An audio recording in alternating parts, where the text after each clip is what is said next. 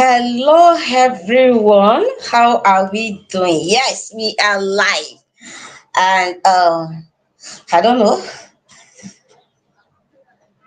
He just has to manage his lightning. I guess you have to make up with it. So we are live. If you can hear me loud and clear, please put it in the comment section that you can hear me loud and clear. How are you, family member? So today is our family member meeting where I talk to parents living with sickle cell, the second circle. It's actually a community for people living, for parents who have children with sickle cell, because I'm more passionate, I'm more focused on parents. We are trying to raise children that try with sickle cell, and that is impossible if we don't raise children, if we don't teach parents how to parent well, if you don't teach these parents what they can do to raise a child with sickle cell, we will always be coming up with issues. So, and today it's every Thursday, 5 p.m. is where we have our webinar. We have our webinar, and that's what we call what is it called? And that's what I call a family members meeting. So if you are here and you can hear me loud and clear, please let me know in the comment section. So today we are talking about something different: the power of small habits in sickle cell management. Throughout the week, we have been talking about routine, we talk about consistency, we talk about how routine helps your child to form habits. And everything I have explained in the voice note, today is going to be the crown of it all. So he wants us to learn how to um I want us to learn the power of small habits in sickle cell management. Sickle cell management is not hard, and at the same time, it is hard. So, what do I mean by that? Sickle cell management require consistency. The more consistent you are, the better the result. A lot of us joke about sickle cell management is because we don't know how brutal, how bad sickle cell crisis can be, sickle cell complications and every other thing can be. You are okay, you are in your 20s, you are in your 10s. Children, in fact, that's one of the reasons why I like working with children. I like working with parents that have children with sickle cell. Why? Because we are trying to catch these children young. We are trying to incorporate a lot of things into them. We are trying to give them an habit that they can run with. And whatever you are doing today with sickle cell management, you will sow it, you will reap it tomorrow.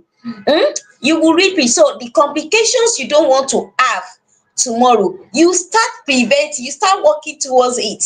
You don't want to have issues with some of these complications, you start taking sickle cell management serious now. So what is our objective for today? Today we want to talk about the power of small habits. We are not focusing on big habits. We are focusing on just small habits. So when I talk about small habits, I want us to know that small things, little things that we are doing that we don't even count, things we want to do, things we don't really count. So this section is going to highlight how small consistent habits can transform, reduce your crisis and the overall well-being. Every goal of sickle cell management is to increase your quality of life and reduce complications till the nearest minimum. There's a lot of complications that comes with living with sickle cell. So our goal of teaching you this, or teaching sickle cell management, is to ensure that you minimize complication to the barest minimum. So parents and caregiver will learn how to build habits that support their child health without feeling overwhelmed. Um, Without feeling overwhelmed, and that is very important for us. We want you to take this thing serious, but at the same time, we don't want you to feel overwhelmed. So this within every minute, I just have like maybe 45 minutes to round up all this class. So I want us to follow as soon as possible. If you have questions, drop it in the comment section. If there's anything you want to know, if you cannot drop it here, you can easily drop it in the on the group, and then I will attend to us. So we are talking about the transformational power of small habits in managing sickle cell disease. In next 1 minute, we will talk about what small habits are, why they matter so much when it comes to sickle cell, and how the effect, the communication effect. Like I used to put it like this when I'm talking to my client. I tell her that whatever you are doing with your sickle cell management, you are saving up. You are doing compounding interest for your future. There are some things I don't do in my 20s that is affecting me now, and I'm not ready to deal with so much issues in my 40s. So what am I doing? I'm putting in effort in my 30s, putting in a lot of effort, exercise, eat well, drink water, take my medications, do whatever it is, reduce stress, sleep well, just that I can improve my health. As can you stand? Okay. Oh, if you are. Oh, please, I'm sorry. Is it possible for you to put it? Is it okay here? No. No, this person's better. Okay, sorry. We are trying to work with enlightenment. Yeah. There's a way Joy did it. I think there's a way she did it. I can't even remember what she did yesterday. Okay. So I'm so sorry. I'm so sorry. Yes, I think we had lightning here and it's a little bit better. So thank you so much. Thank you so much. So what are small habits and why do they matter? What are small habits? Small habits are those simple everyday actions that we do. What are the example? Drinking water regularly, taking medications, your folic acid. I know a lot of people want to like, I don't take folic acid and I'm fine. I understand you're doing well. But the question is, in your 20s, in your 30s, in your 40s, will you be able to say that? Will you be able to say, I am fine? Is this something you want to say? Hmm? Is that something? Eating balanced diet. I keep saying it every time. You're living with sickle cell. What are you doing with Coke? Why are you drinking Coke? Why are you drinking junks? Why do you have a bad eating habit? Why are you not eating balanced meal? Why are you joking with the right meals? Why are you leaving vegetables? Why are you saying why are you drinking fruit juice on shelves? You think it can replace? No, it definitely not replace it. Hmm? Gentle physical activities. These are actions that might seem insignificant on their own. Yes, it seems insignificant on their own, because when you are talking about drinking of water alone, it looks like a simple habit. It looks like something that doesn't really matter. But however, when you are managing sickle cell, these small actions are very, very critical. They are very essential. They are very important because they address the root needs. When I started teaching about crisis prevention, is because I have focused more on the root, preventing it from the root. That's what works. That is what helps in the long run.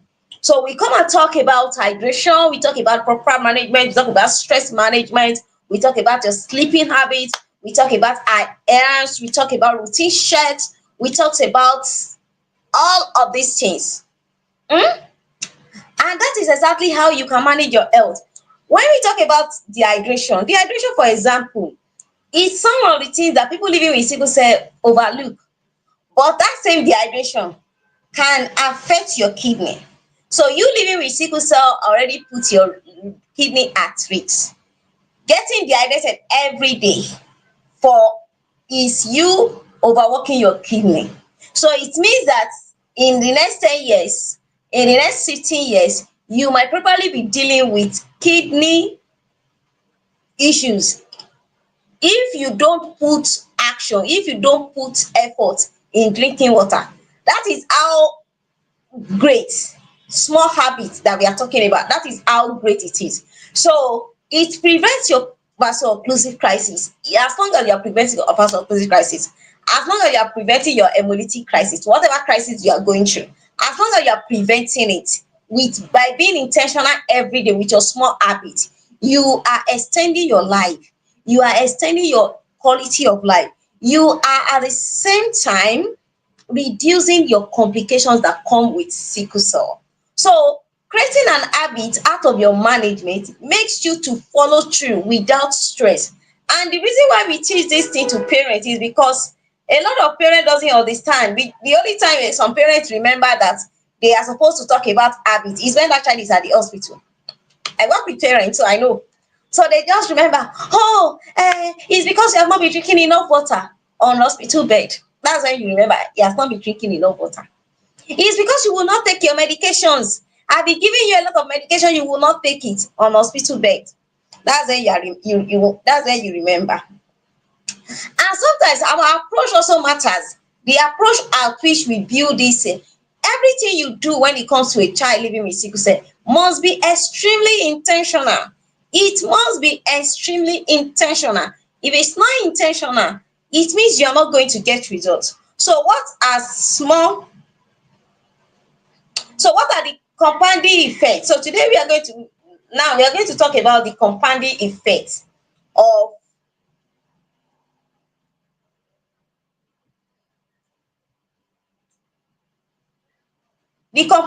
of small changes over the time. The idea of compounding effect is simple but powerful. Consistent action accumulates over time. When I gave birth, I went through a lot of changes in my health. So it means that I moved from somebody who doesn't deal with crisis to somebody that often deals with crisis. And it was very, very difficult. And it took time. I was talking to my consultant, I was talking to my doctors, I was talking to different people. And they tried to let me know it's not even something maybe related to sickle cell. Like, oh, once in a while we have people when they undergo childbirth, it affects their head. And over the years, I've met people, different people that tell me, oh, this is I started feeling so weak after childbirth. That's why I cannot have more than two. Some people tell you, oh, that's why I don't want to do another one. So I realized that it's not even about me. But now, when you now had sickle cell to it, those things now affect my health differently because I live with sickle cell. And at the same time, I find it difficult to walk. I find it difficult to do other things. I am a new mom. I need to breastfeed. I need to do anything. And it was becoming overwhelming. And this is exactly what I started doing. I started becoming more intentional in managing my health. This is where it matters. When I started paying more attention, I've been doing well. I started doing more attention, paying more attention to my head. It's actually a lot of struggles because I'm somebody who is always very, very active. Every now and then I'm active. So then after childbirth, you realize that you're not active. It affects me emotionally and every other thing. So I started trying to do something, little things. I tried trying to take my health serious. I changed my diet 360-degree.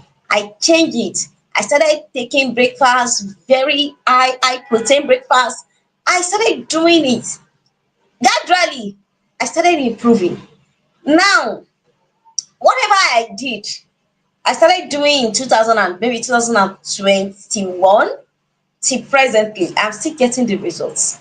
So I now realize that the more consistent I am about those management routine, the more consistent I am, the better. The better. See, when I improve, but my consultant will probably be disturbing me and said, oh, Kemi, I think I'm expecting you. You're supposed to have another child. And then I will just laugh about it. But it's because they have seen the improvement over the years. But I didn't just get that improvement just by doing one thing. I was very intentional about my daily habits, about hydration, about my routine checks, about everything that has to do with my sickle cell management. No jokes. About my sleep, about everything, everything. And that was why I was able to come out with a framework for managing sickle cell. I was able to come up with a framework that works. And like I said, I've been learning about sickle cell, but I have been practicing a lot of things, but I was not able to really put in into consideration some things. So there are some things that I probably refined and then make it better during this period. And I will see my health transformed, way transformed. It was so clear. It was so clear. And then I'm taking my health serious because I want to reap the fruit in future. That is it. So just look at it that imagine you are saving, since you gave birth to a child, now you are saving 1,000 naira every day. For example, you are saving 1,000 naira every day since January. By December 31st, you will probably have 365,000 naira in your savings. If you continue in the next 10 years, you will probably have maybe 30 something million naira. Now when you now compound the compound effect, it means that instead of you to have that 36 million naira, you might have something as high as 180 million naira because of compounding effect, because of compound interest. As long as it's inside a bank or maybe inside a fixed deposit account, you start eating interest in a compound way. So the more consistent you put it, the larger the interest you're going to get. And in 10 years, nobody will have assumed that 1,000 naira every day for 10 years would be able to give you 180 million or more than that. Hmm? That is the power of it. Means that the money you are dropping inside that place begin to grow every day. The same thing with sickle cell. Whatever you are doing with sickle cell, consistency in your management improves your health every day. Small. When you drink the water today, tomorrow you get better. Next tomorrow your health starts improving. By the time you do it for 1 year, you will have noticed a lot of difference in your health. Now continue it for the next 10 years, something will have changed in your body. So when I talked about it, sometimes it's not even about, there are small things, the things that you don't count.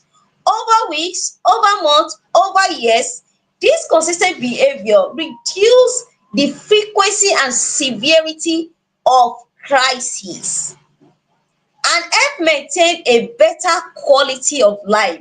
You are reducing the recession that comes with sickle cell. So you are able to love your child, you are able to be there for your people, you are able to live freely, you are able to travel, you are able to do so many things. You are also able to save your life from future complications. So when you focus on this small habit, you are saving yourself from future complications. Forget about it. The major goal of well management is to reduce your future complication. So the more you you effort you put into this, the more rewards you get. The biggest mistake, one of the mistakes that parents makes when it comes to small habits, one of the mistakes that parents make is because we focus mainly on major interventions. We are all looking for a magic cure. We are both looking for maybe a supplement, something that removes it, and there is no magic cure. No matter what it is, not now. There is no magic cure anywhere. When it comes to sickle cell, there is no magic pill. There is no cure in a bottle. It has not been done. So we focus on, let me buy this medication. They say this medication works. You are buying a lot of medication. Sometimes one of the things you are doing when you buy so much medication is that you are overloading your child. You are overloading your child body system with too much chemicals, with too much substances, with too much medications. You are overloading them, and it affects them in the long run. So medication is not something you want to put it, you want to remind this, or you are looking for maybe a medical procedure, or maybe instead of us focusing on that daily prevention action, simple thing, just do it every day, you start getting the results. Does that mean you will not go to the hospital? You go. Does that mean crisis might not happen once in a while? It go, but it reduce it. The daily habit can prevent sickle cell habit are always there. We are just missing a crucial opportunity to manage sickle cell. Without you parenting involvement in reinforcing this small everyday behaviour, the invaluable lessons and routine talks in support groups or even in clinics remain theory than practical. So leaving the children to cope with the consequences on their own while you are in the inner circle is for us to teach you system, teach you what works, teach you how to go, how to navigate this journey without stress. And one of it is for you to create a simple habit. So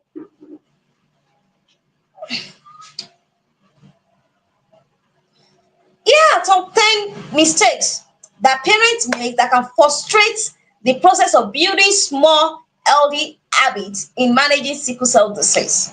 Number one, inconsistency in your routine. If you are going to manage your child with sickle cell and get results, you must be focused on building routine that are consistent.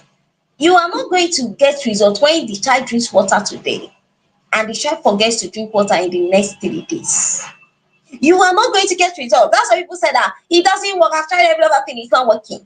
It's not about it's not working, it's you that is not following the right procedure. I swear. It's you that is not doing the right thing. If you're doing the right thing, you will get results. So when we talk about drinking your water, have you been drinking water? Have you been drinking enough? Have you been drinking the right amount of water? Have you been following through? Is it that you just remember water today? Next tomorrow, you probably leave the water. So while you're talking,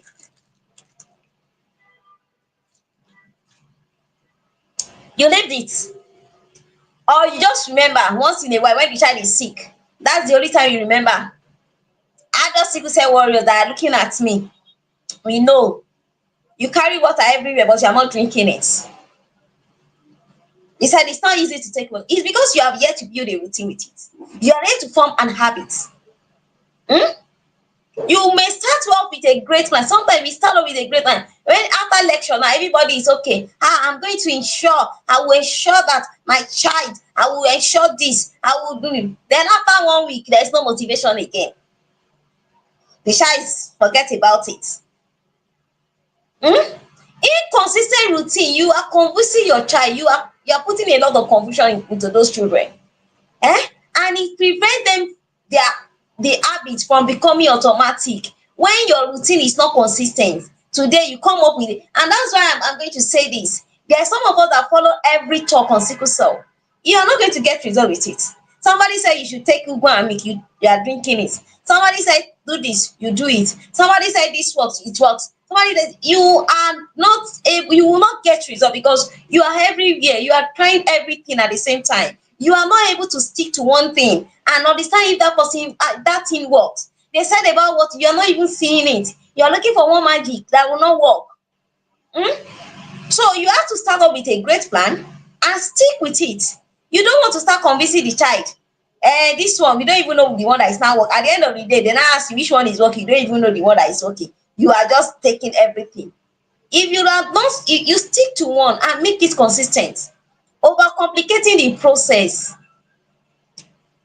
Trying to introduce many changes at once. It makes it overwhelming. We are trying to work with a child. We are trying to work with number one thing. Maybe you are starting with hydration. Start with that hydration. Let's focus on hydration for 1 month. The next month we are picking another thing. Or is there two things that we can combine together and focus on that one thing two things in 1 month and get results. You're focusing on good diet, you're focusing on hydration, or maybe just, it doesn't have to complicate things. And one of the reason why you are overcomplicating the process is that today you said the child must drink water, tomorrow you change the rules again. You remember how they said that there's something that they need to eat, that is what is working, you start it. Next tomorrow you remember that this thing is not working. I remember somebody told me that this, then you introduce it. Over complication, the complicating the process. Lack of clear reminders. There is no reminders or cue. There is no clear signal. You are not giving a clear signal. You, instead of you to tell your child, this is what we want to do, we want to stick with this, this is exactly what we want to follow, it's not clear. Whatever you are saying is not clear because you are mixed up everything, child, you are child doing it.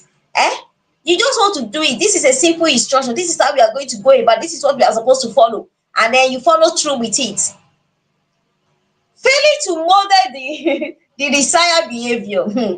You know, I used to tell people, we did of recent, we did 10 days challenge, 10 days hydration challenge, and a lot of people, I remember people asking me in in the inbox, I want to join because my child doesn't take water.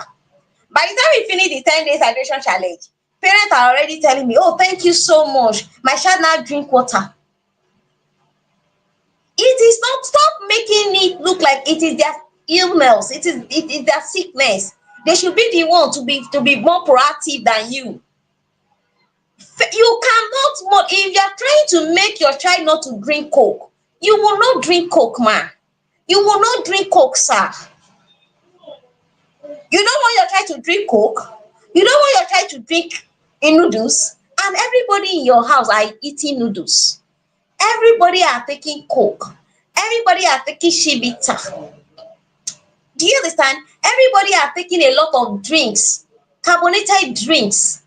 And you want to exclude that child. That is stigma. If you don't know, you are stigmatizing that child. You are telling that child you are not normal, you are not okay, you can't do this, you are isolating the child, and the child is going to feel bad, and so they will not stick because they don't want to see, nobody will accept that they are different, so they want to prove to you that they will do it and nothing will happen, so they have to, it will not work. You are telling the child to drink water, you yourself you are not drinking water. How do you expect that child to drink water? The child is the only one that reminds to drink water. What happened to everybody? Water is good for everybody. The same way water is good for you is the same way water is good for the child. So everybody is not drinking water. She's the only one that wants to drink. I'm sorry, she will not drink. I'm sorry, you will not drink. He will tell you that, mommy, why are you not drinking water? Why am I the only one drinking water? Something is wrong with your process because children learn by watching their parents. When parents neglect their own healthy habits, it send message to the same children that this routine they are not important. So if you tell them that soft drink, carbonated drinks are not good for them, it must stick to it too. You must also not drink it because when you drink it, whatever you are saying is that it's okay, I can drink it, then you can drink it. That's what you are saying. Because children learn by watching. They learn by looking at you. So whatever we are practicing is what they will practice. When you don't celebrate small win, that's one of the mistakes we make. Minor achievements. It's not easy to take medications. It's not easy to drink water. Let us not even lie. Let us not even joke about it. It's not easy. It's not easy to stick to drinking water alone. It's not easy. When there is a lot of carbonated drink outside there, video milk, things that are sweet, you now want me to be drinking water. It's not easy. So when those children put effort in one day, you celebrate them. See, when you're starting to create an habit, it's not perfection. The child is supposed to take 1 liter of water. You don't want the child to drink 1 liter of water. If the child drink 800 ml of water, the child has done well. Celebrate that small win. If that child was able to take a folic acid 5 times a week, please celebrate that consistency. Continue with it. um setting unrealistic expectation. You see some of the expectation, if you know some of the expectation that some parents set for their children kids, you will be shouting. Eh? Sometimes we are expecting immediate results. So you just want to come into the circle and then you want to eliminate everything that has happened. It's a process. It's a process. That's why I said the more committed you are to it, the sickle cell prevention plan, the more committed you are, the better you get at it. That is why we talk about compounding effects. So you keep getting the rewards. The rewards can the small habits, whatever you're doing, you do it daily. And by 1 month, you are already getting results. Small, small, small achievement. Before you know it, in 6 months, oh God, you have already gotten a compound effect. That's it, compound effect. It's not immediately. Immediately, you must finish 5 liters of water one day. Hey, you must finish 2 liters. The doctor say you should finish 3 liters of water. And then you set it up that one day, your energy is high. You must finish it. And then at the end of the day, the child cannot do it because you are just introducing it. So what are you supposed to do? Introduce it gradually. So if the child finish 1.5 liters of water for that day, the child has done well. Till you are able to, you go on gradually like that and increase it daily. Till you are able to get 3 liters. Until that 3 liters becomes something easy peasy that they can drink without stress. They go on by it, they drink it, they are okay. Eh? So you don't want to set unrealistic expectation. Building lasting habits takes time, and setback are part of the progress. So if the child missed one day, it's not a failure. That doesn't mean the child has failed, and doesn't mean you have failed. It's part of the process. Over punishing or criticizing missteps. Sickle cell parents, this is our table. Every time I'm at the emergency room, I'm always hearing parents. Is that time that child is in crisis? That is the child we want to talk. Hey, the only reason why you are sick is because you have not been drinking water. Well, we talked about triggers of crisis yesterday, and I'm very sure a lot of us have learned from it. Yes, a lot of us have learned from triggers of crisis, and then we understand. So if that child has been doing everything and they get exposed to their triggers and they ended up at the hospital, and like it's because you have been drinking water and the child has always been putting effort to drink water. What are you doing? Hmm? We are telling them to neglect it because no matter what they are doing, it doesn't work. That's what you are saying. And then they neglect it, they stop. We do not even ask question. I know when I told you not to play, you will not listen to me. It's because you went to go and play. What if it was something else? It's okay for children to want to feel among. It's normal. So your child even with sickle cell wants to feel among. They want to belong. So they don't want to isolate themselves. They want to be part of that play. They also want to enjoy life. They also want to enjoy their childhood, and you should let them be.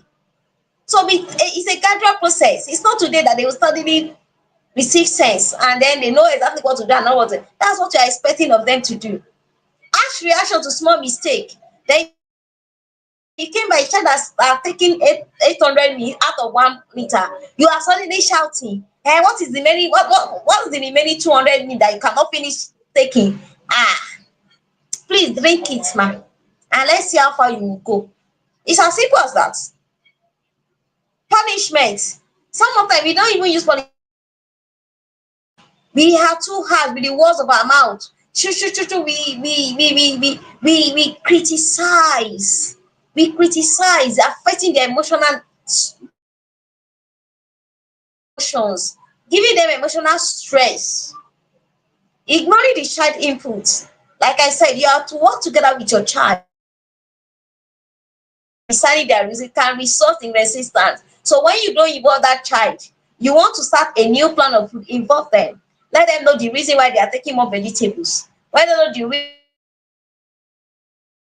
the reason why these are the things you are doing. Everybody, let them carry them along. When children help choose their daily activity, they are more likely to commit. Very, very likely. In fact, it's not they are more likely. They will commit. They will put in effort. because you have gotten them involved. You get them involved. You allow them to be part of it. You allow their voice to matters. Neglecting self-care. You as a parent, I said it in the beginning, children learn by learning. If you neglect your health, when you are sick, the same you don't like to take medication, and the child knows, they won't take. I remember I had a case, I think it was last year, and then it was a teenager. This teenager, they are sometimes it takes a lot of effort to actually get them involved in so many things. And the mother has been using a wrong approach. So we were there, and then the child got angry and said, "Shebi my mom, she lives, BP, she has her own BP drugs that she is supposed to use every day, but she doesn't use it. And then the same person is always telling me to take folic acid. Why is she just using her BP drug?" The mother was there looking. The mother said, "I used to have, are we the same thing?" But then you are managing a chronic illness. The child is also managing a chronic illness. Why are you not taking your medication? So if you are not taking your medication, you are telling the child that you will do better. Then why do you think the child will not do better if they don't take their medication? Because you are sending a wrong message. Hmm? So if you take care of yourself, your child will mirror it. Your child will take the same thing. You don't care for yourself. If you want your child to bathe 2 times daily, you yourself, you must learn how to bathe 2 times daily. So they want to watch you bathing in the morning. They know that mommy will bathe in the morning. They want to know that mommy will bathe in the night, and then you have easily made them to take bathing morning and night very seriously because you are doing it. So lack of adaptability. Routine should evolve with the child needs and circumstances. So as the child grows, so should their routine grows. So when you click to a rigid plan, sometimes there are some plans that are not working. Feel free to change it. Feel free to put it into something works. Like people sometimes you have parents that just want their child to take medication early in the morning, but it may not work for your child. Your child might prefer to take their medication in the night. If that night is working well, they switch. Let them take their medication after food in the night, and you are good to go. Less resistance. Less resistance. So sometimes some things are no longer working, they are no longer serving us. We are holding on to it. It can create frustration.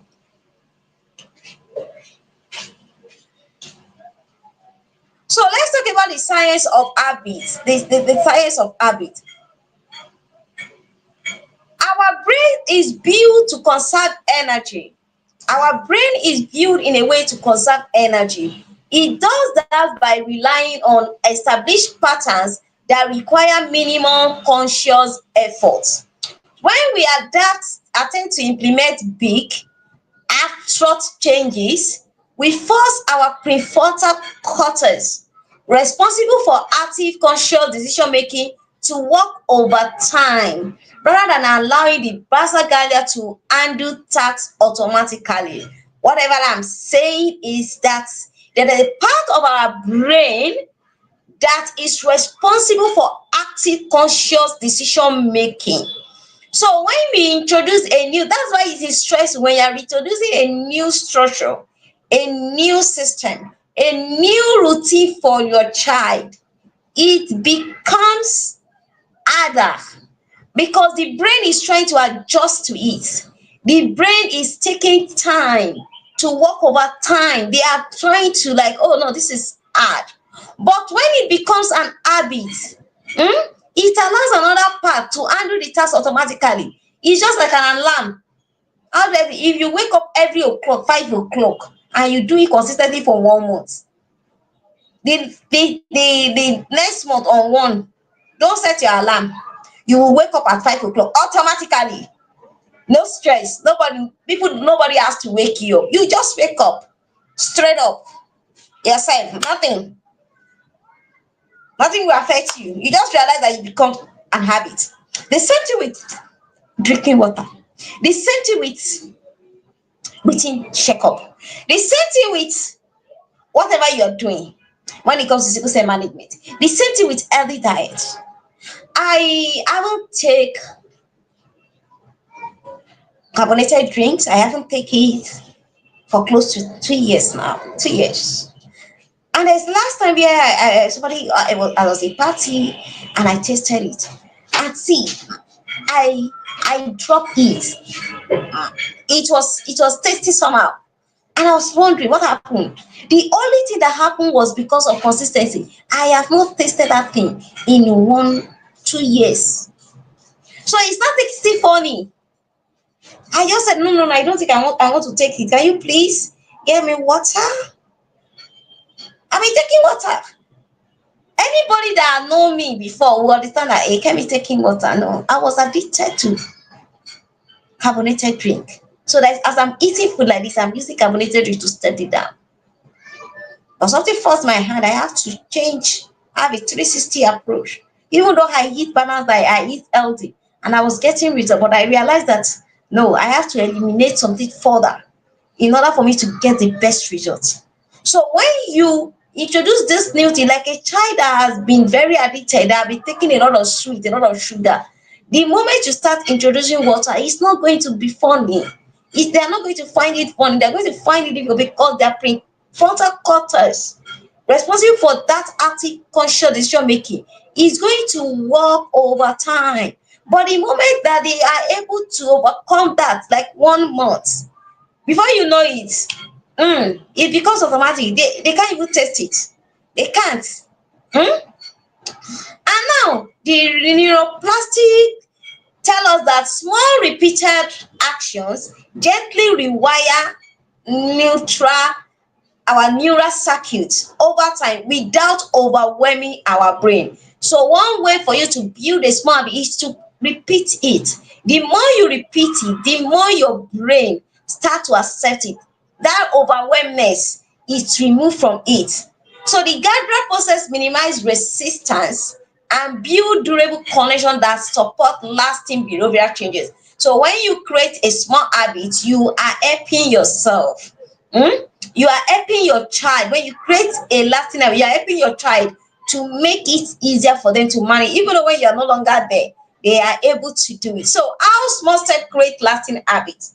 Incremental change is the key. Like I said it. If your target is to make sure your child takes 2 liters of water per day, that first day you are introducing it, it's not compulsory that they drink that 2 liters of water. Even though it is 500 ml, they can take. They've done well because of resistance. Their body is not used to it. Then you gradually increase it. Next tomorrow, they are taking maybe 700 ml. It's easier for the body to accept it. And within 2 weeks, you realize that they cannot take that 2 liters of water comfortably without stress. By the time you look at it, they are taking in 1 month. If you continue for life, even in fact that water become an easy peasy. In fact, they will likely drink more because they cannot take, without you monitoring them, they can easily take 2 liters of that water. Simple, without any effort, without you forcing them, without you reminding them, they will do it. But remember that before you get to that spot, you ensure that they are doing it every day. They must do it every day. If you want to learn how to read, you must learn to read every day, even though it is 1 page, even though it is 2 pages. That is how you help yourself to build routine. If you want to create a consistency in the way they drink water, you just have to find a way. Do it. If you are setting an alarm for them to drink water every 1 hour 30 minutes, by the time you do it for 1 month, their body react to it.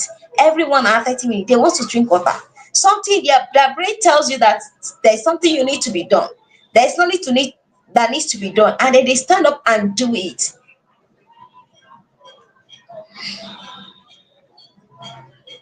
Turning.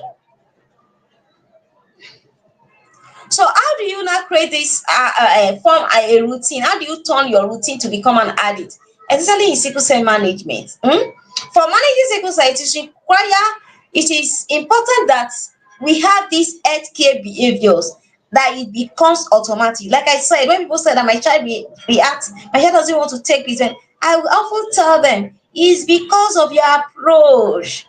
It's because you're not putting it in a system. It's because there's no routine. Nothing, no routine. Routine is not helping you. You are not setting up a routine. when some of the action that comes with management is embedded into their daily routine, it reduces the daily stress of remembering. They remember, their body start working on an automatic. It has already become an habit.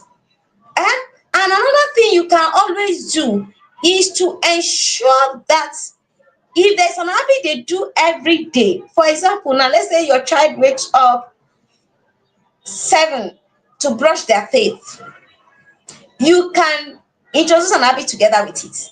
So as they are brushing their teeth, immediately they finish brushing their teeth, they will drink half cup of water. It's easier.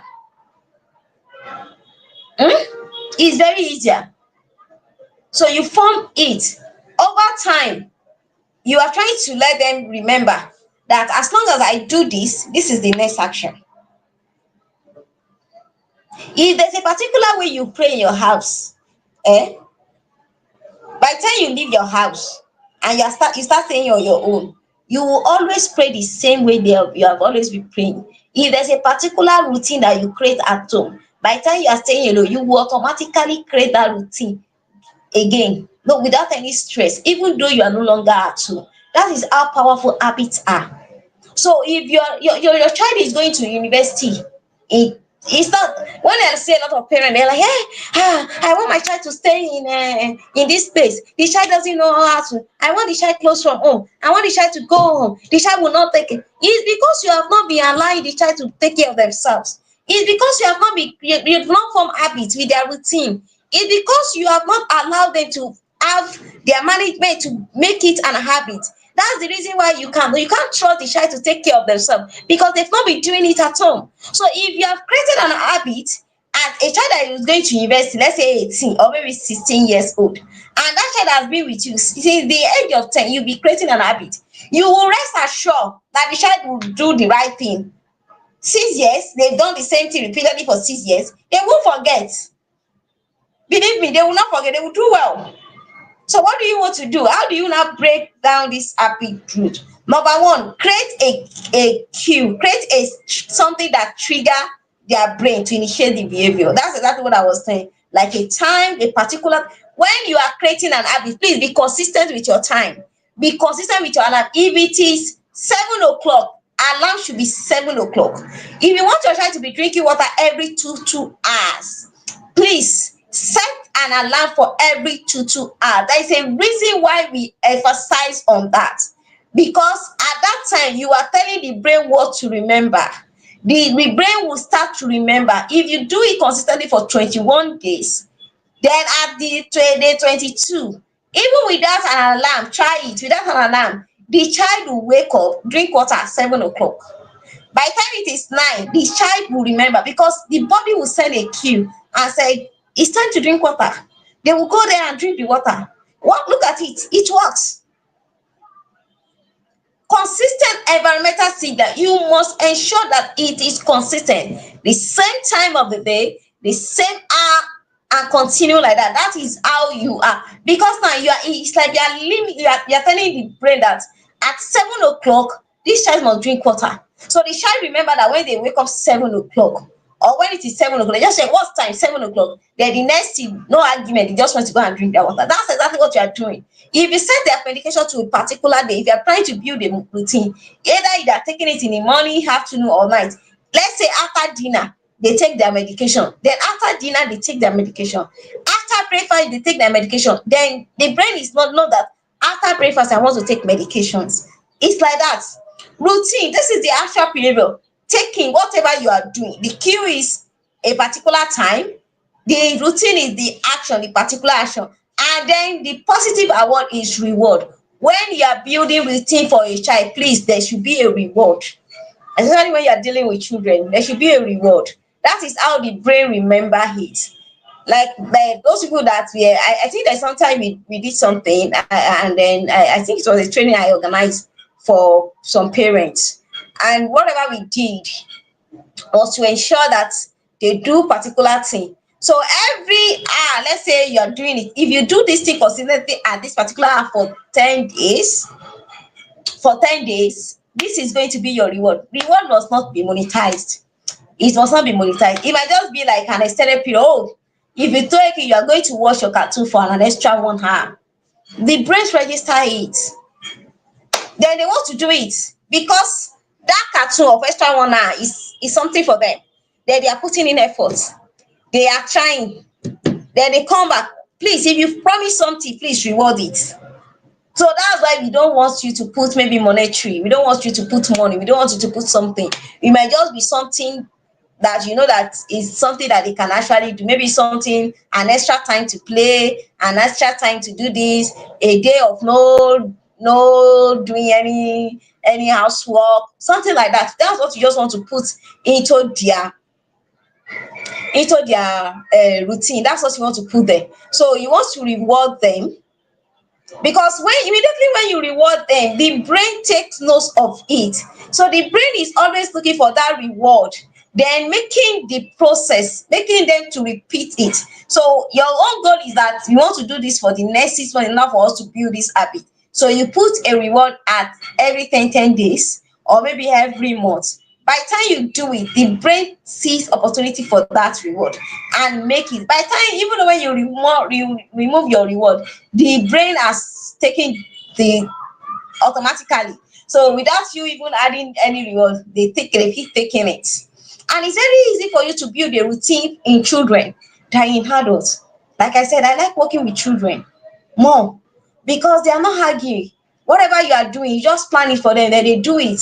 Simple, easily. Hmm? Very simple.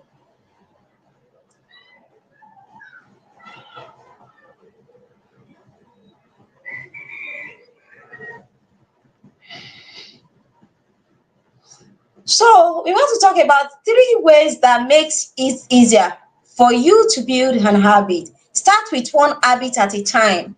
So let's say we are focusing on one thing. Let's say I'll be using hydration as an example.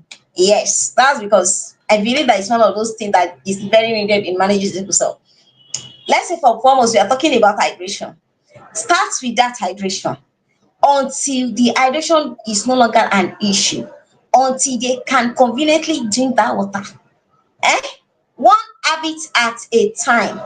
Make it easy. Make it easy. Do a reminder.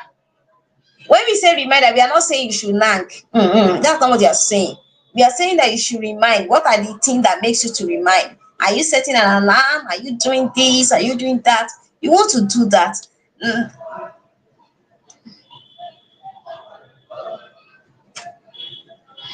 So what are the things that can stop your child from not remembering to take water? Do you need to talk to the teacher? Do you need to work with the teacher? Do you need to work with people at home? Is it your house help that you need to work with? You need to have a partner in raising that child so that you are not feeling overwhelmed. Is it your wife? Is it your husband that must help you? So you want to make it easier so that you want to reduce the friction. You want to reduce those things, obstacles, as much as possible. For example, if your goal is to improve hydration for your child, you want to prepare a water bottle in advance. You want to give them water you want to give them water that can last them all day. So if their goal is to drink 2 liters of water, you must prepare that liter of water for them so that it's easy for you to track it. You want to put water, you want to involve people around you to help you with the reminders. Is it the class teacher? You want to do some of those things to ensure that it is extremely simple at the end of the day, because our brains are wired to take the path of least resistance. If you make it cumbersome, they were not going to do it. They are not going to do it. Yes. Celebrate progress. I said it the other time. Reward your small wins. So when they finish it, even though it is clap, even though it is a hug, even though it is, oh my God, you are such a wonderful boy. Oh, you finished drinking your water today? Wow, come on, hug mommy. Clap. You see those small things, eh? Oh God. You don't even know how far it can go. Oh yeah, come on, hug mommy. You've done well. The brain takes it because that's dopamine. Then the child wants more. They want more, more. They want you to celebrate them more. So they put in effort. They put in a lot of effort. Ah, see, every children want their mother or their parent to celebrate them. They want it. So you want to make use of these tools as much as possible. So when they do small things that is related to their health, you want to celebrate their intention. Thank you for putting in effort into doing this. Come and hug mommy. Mommy love you. I love you. You're such an handsome. You're just, oh my God. You want to do those small, small things. You want to celebrate them. Because sometimes some of the rewards we are talking about is not you about those things. Sometimes it's about how you celebrate them, how you make them feel. It's because the brain wants that dopamine. So the next time they are looking forward to your praise, how mommy is going to praise them. So they want to put more effort to finish it. So the more consistent you have with celebrate their progress, celebrate the effort they put in, rewards it, do all that. And before you know it, you realize that you're dealing with children that doesn't have that they are not stubborn. I used to say your child is not stubborn. Remember that your child is not so. It's not child doesn't. It's not as if your child doesn't want to take their medications. It's not as if your child doesn't want to do things that benefit their health. It's your approach. So when the time you approach it the right way, you realize that you are going to get results. You are going to get results, and you are going to come with a lot of testimony. So for people who have worked with me before, they understand that I love it. We always get results. When you follow what I'm teaching, if you follow the system, you are going to get results. And anyway, I've done it. We have practiced it. I've teach it. Other people have practiced it, and we have getting results. So you just want to sit down. You might listen to the message as far as possible. Listen to it again. Just ensure that you are getting progress. And remember that when it comes to get in progress, 10% more is better, is a progress. 20% more is a progress. 30% more is a progress. So it's not only when you are 100% if you work all through that is progress. No, even though if it is 5 steps that you are able to take today, that's progress. 10 steps, that's progress. So gradually monitor the progress and keep celebrating your child for every win. So by following all the steps that you have taken, you are not just adding a new behavior, you are building a solid foundation that lasts long, that is lost long lasting change that makes managing your child health more natural and less stressful. So that's the goal of us building an habit, making routines to become an habit. You don't want to keep shouting, you don't want to keep stressing yourself, you don't want to keep saying, hey, you are not always taking your water, I'm frustrated, this doesn't know what you.